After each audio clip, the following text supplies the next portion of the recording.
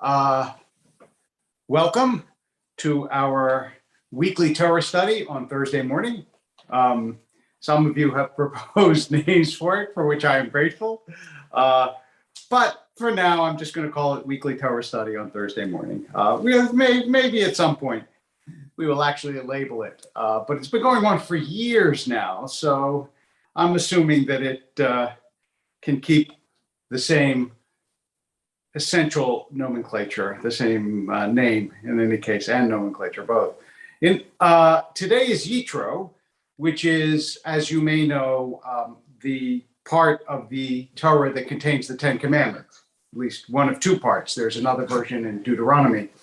And I'm going to make several different kinds of remarks about the Ten Commandments, not specifically one theme, but a few of them, and I hope that it will be illuminating.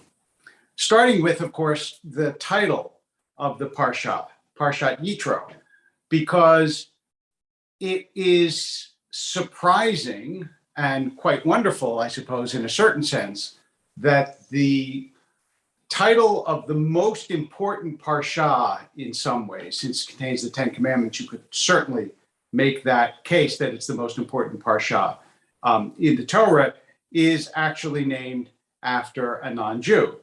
And Yitro, Moses' father-in-law, although there are like rabbinic comments about his conversion, but nonetheless, he starts off as a high priest in Midian as a non-Jew, and nonetheless, the Torah portion is named after him, which is a tribute in part to the sense that exists through most of the Jewish tradition that we can learn from all people. And it's part of the openness of our tradition that this is possible. And I think that for modern times, especially having come off Martin Luther King Day, it's a beautiful lesson for us to keep in mind.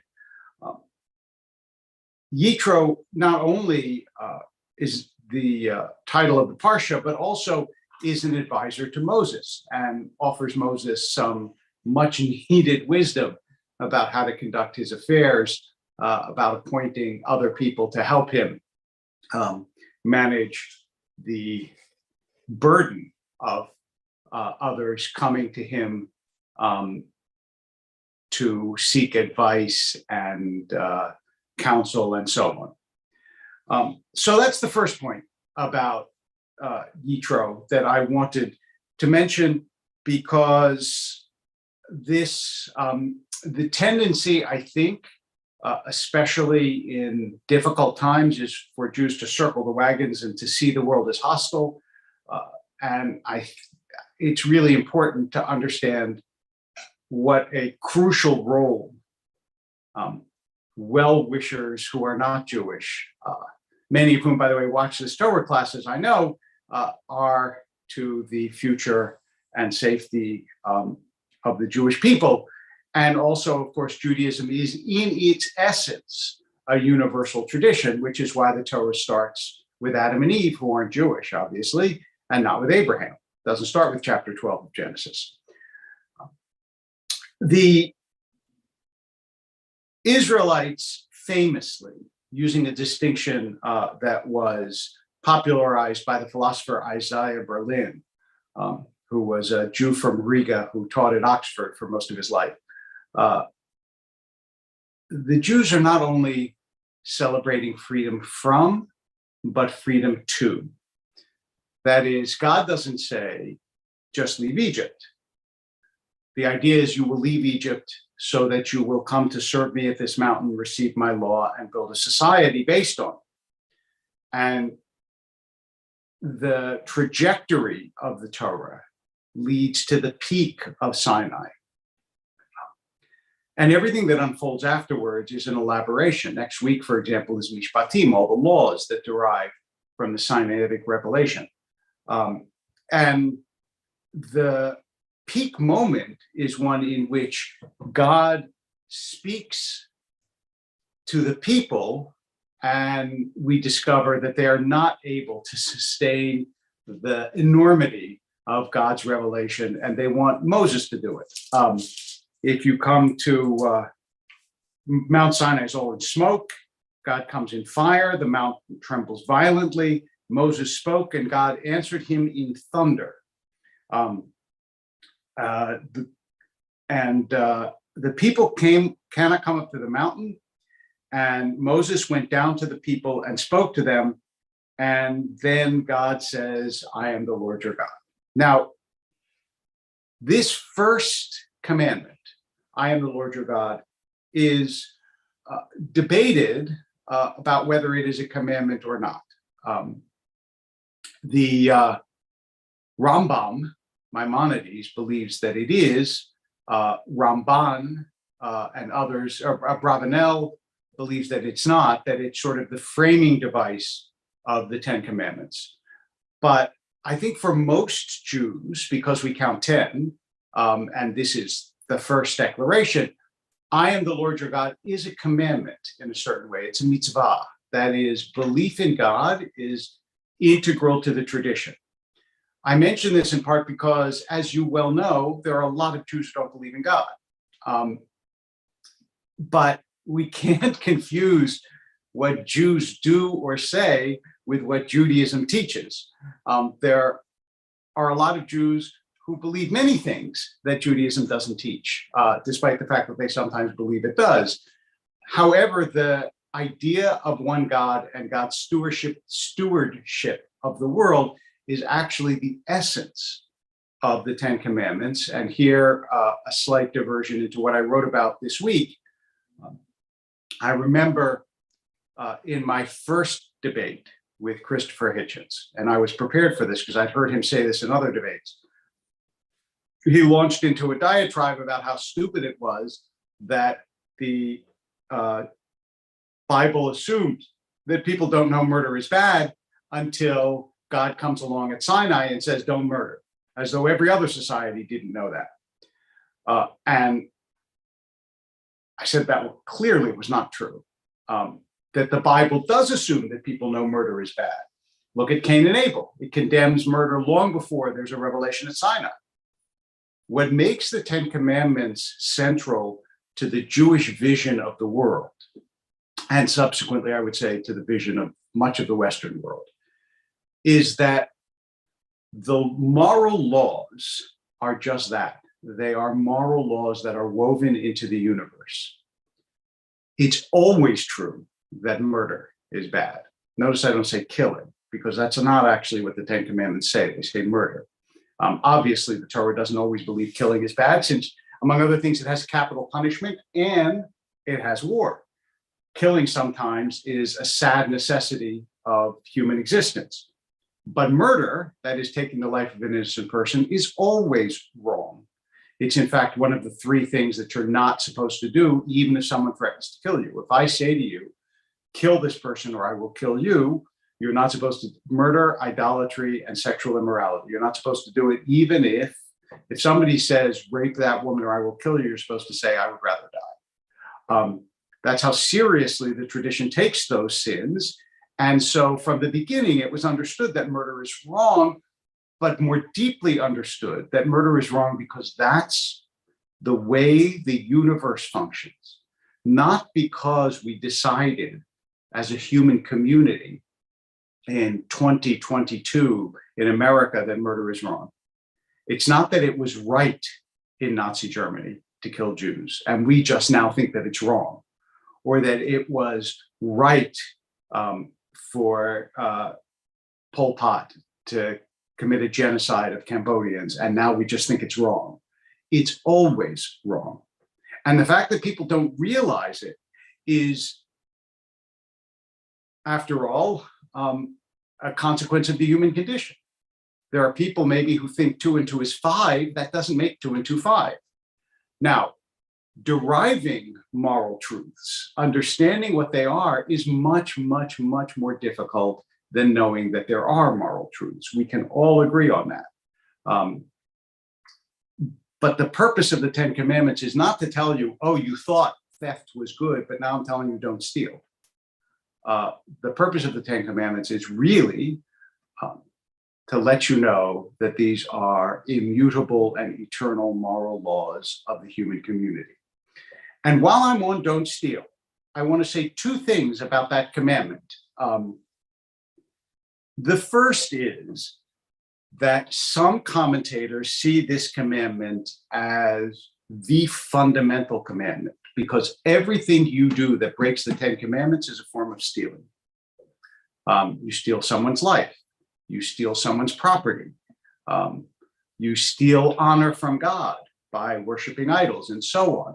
You steal the kavod, the respect or the honor that is due your parents by not giving it to them. So if you inflate or broaden or widen the concept of stealing, you could see that as lo tignov, as the essential one of the Ten Commandments. But the other thing that I'd like to say about don't steal is many of the commentators believe that don't steal really means don't kidnap, because all the other crimes in the Ten Commandments, the things that are transgressions, that is, that surround it, are capital crimes. And don't steal seems like a much less serious one than don't kill, don't commit adultery. And so the question is, what is the idea of don't steal? And if it is don't kidnap, if in fact that's the way it's supposed to be translated, then it has particular resonance, I think, for us this past week, when a rabbi and several congregants were taken hostage, which is a form of kidnapping, after all. And so we see that it's not as though the Ten Commandments no longer have their relevance. Even the interpretations of the Ten Commandments sustain their relevance in modern days, which is unfortunate, but nonetheless true. The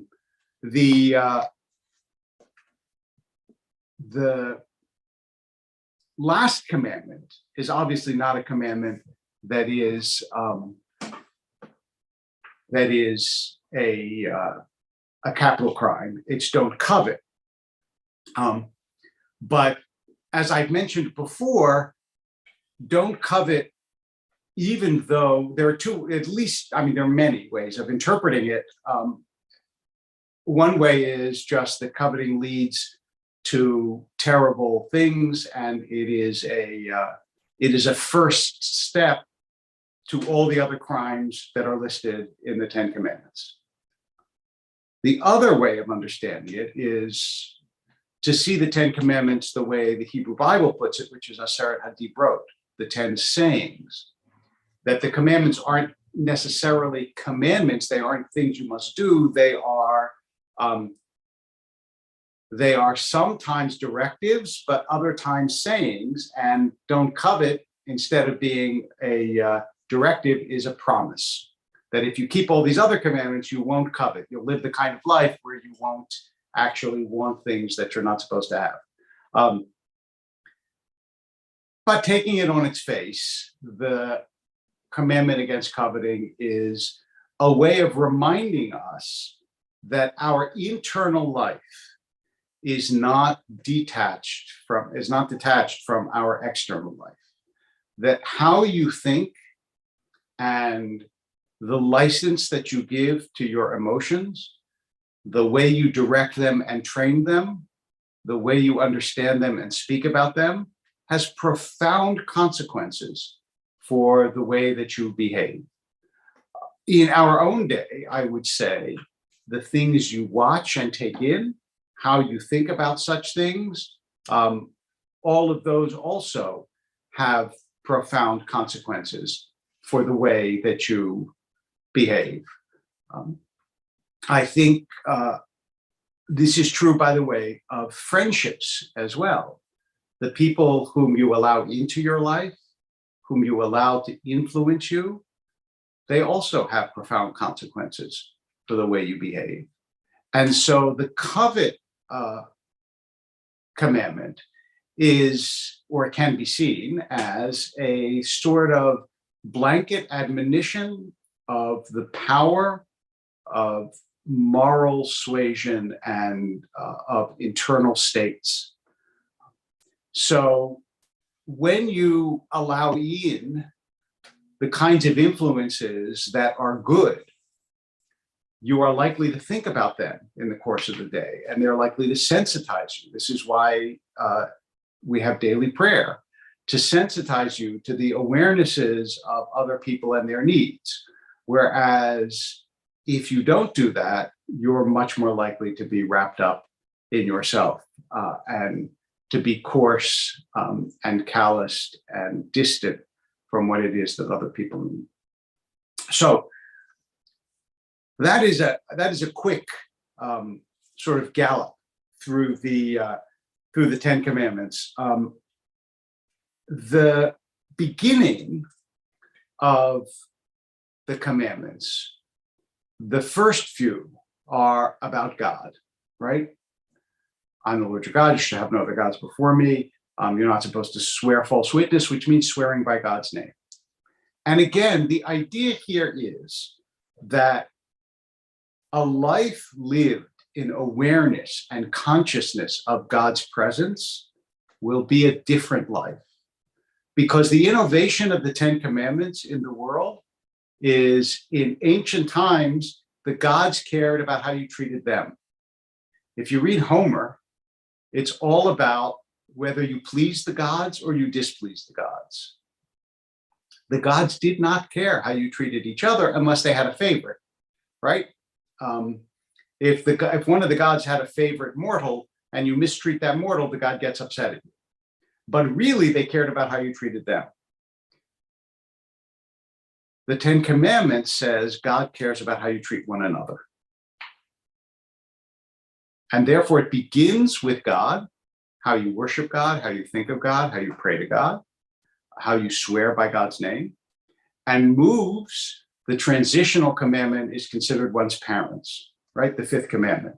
Honor your father and mother. And why are the parents the transitional commandment? Usually the explanation is that it is the parents who are the conduit of tradition to tell you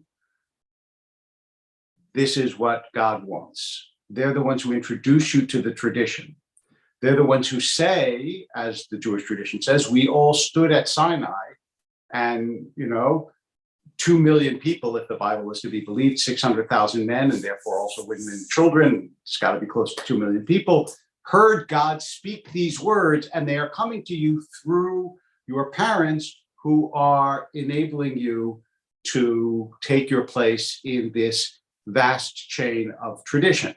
And I want to appreciate Deborah saying that about how we think and speak, how we think influences how we then bring that message to the world. It is certainly true. I mean, your moods, for example, your moods are profoundly important in how you react to other people. And your moods are not only an emotional, but also a cognitive state.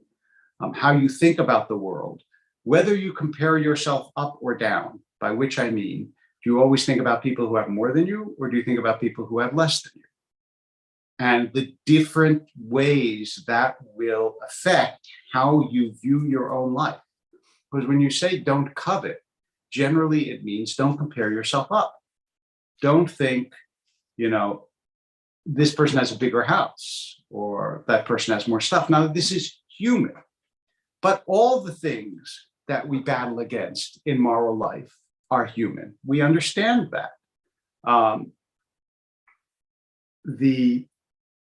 The goal of a religious life is not to live in conformity with all of your instincts. It's to live in conformity with your morals, with your best self. But we have lots of selves.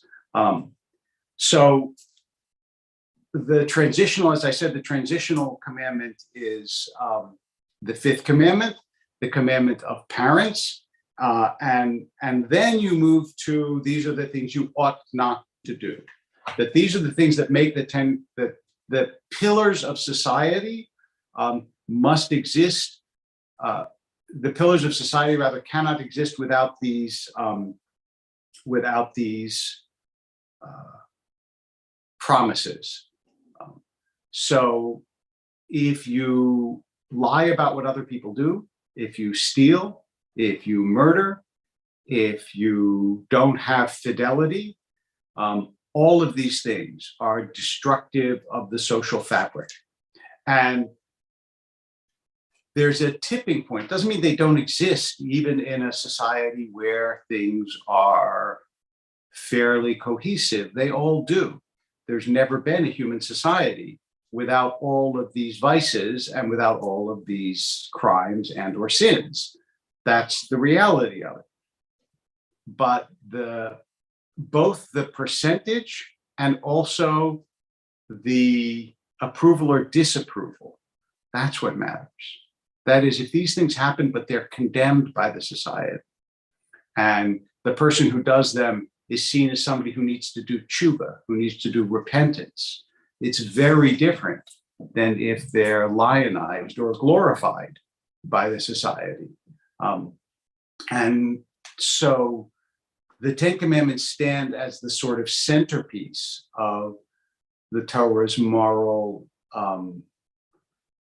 edifice, the moral building that it tries to make in order to let society succeed. And that's why it is the revelation at Sinai. Now, it is also true that the revelation at Sinai is something that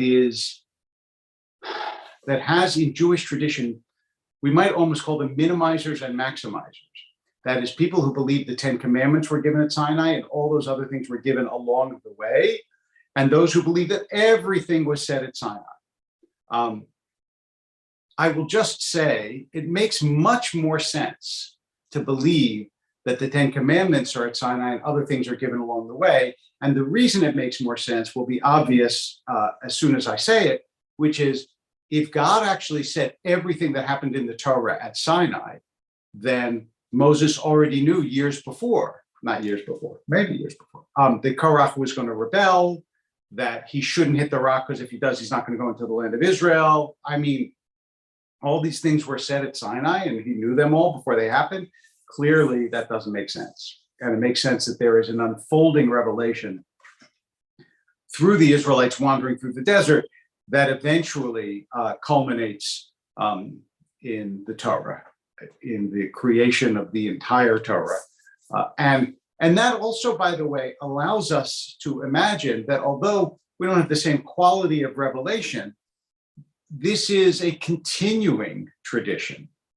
It's a tradition where we might discover things tomorrow that were unknown to our ancestors and draw different conclusions from them, which in fact does seem to be the case. There have been all sorts of things that the Torah or the rabbis find either acceptable or have not interpreted out of existence that we wish to interpret out of existence. Because after all, even though we are farther from Sinai, we are constantly exploring and seeking to understand species. And in some ways, we are far beyond what our ancestors reached, just as in some ways, we might be well behind them, depending on which item we are talking about. But either way, Sinai stands as the peak and also the initial impetus that sets the moral laws into motion, like the engine that drives the moral purpose of the Jewish people. Okay, Sandy, what's the relative significance of 10 to the rest of the 613? Well, it depends who you ask. As I suspect you know, that is, in fact, you might ask the question, I'll answer it this way. You might ask the question, why aren't the Ten Commandments said in our daily services? Because they're not. And one very plausible historical explanation is that people around Israel said the only thing that God said were those Ten Commandments. The rest of the stuff you made up. And so to downplay the importance of the Ten Commandments and to say, no, no, no, no, the other stuff is just as important. We don't even say the Ten Commandments in our services. What I would say is the Jewish tradition, the standard view of the Jewish tradition is that no mitzvah is more important than any other mitzvah. And that's how you're supposed to think about it. But realistically, you can't say that, I don't know, taking challah before you bake it, for example, is as important as don't murder. It doesn't make any kind of sense. So what I would say is, instead of speaking about them in terms of importance, I would speak about them in terms of centrality. That is, without these rules, the others can't sustain a society. And even though in theory there is a level playing field between all the mitzvot, in reality, of course, there is not. And one of the ways that we know that is that most of the 613 mitzvot, this may shock you, are not actually applicable today, because most of them have to do with when the temple is standing. Both some of the agricultural ones and all of the temple ones. The agricultural ones obviously are not applicable in places outside of the land of Israel. And the way in which they're applicable in Israel is a long and complicated topic that we're not going to get into right now. So I would say that I think that it's invidious to rank mitzvot in terms of importance, but I think that it's also impossible not to understand that the Ten Commandments have a special and unique place in Jewish teaching and Jewish history. And there you have it. And it's also a balance, just like Sandy's column about a balance, which you should read, between study and work, which our tradition teaches. It is also a balance of, after all, sometimes two mitzvot present themselves simultaneously to your purview, and you have to decide, which one do I do? And there are many stories in the Talmud about such things. So if you're about to daven, if you're about to pray, and you see a funeral procession going by, there's a mitzvah of levayat hamet, of accompanying the dead on their final journey. There's a mitzvah of davening. So rules are less complicated than life. And that's why I think the general statements, like I am the Lord your God, are so important. Because one of the ways that we adjudicate between rules in the instant is by the general principles which guide our lives. And the general principle, obviously, of God's sovereignty, and this idea of ethical monotheism, that is, that there's not only one God, but there's one God who has specific expectations of the way we will behave towards one another, not just towards God, but towards one another. This idea of ethical monotheism is the idea that undergirds the Ten Commandments from the very beginning. I am the Lord your God, who brought you out of the land of Egypt. That is, I have a personal relationship with you. Not only am I the sovereign of the universe, but I also have entered history to have a relationship with the Jewish people. And therefore, these rules are rules that I give you in order that you and other peoples can sustain a decent and a kind and a loving life on earth. And I will not only make that a final statement, but a prayer, and hope to see you on Shabbat morning, and of course, next Thursday morning Torah.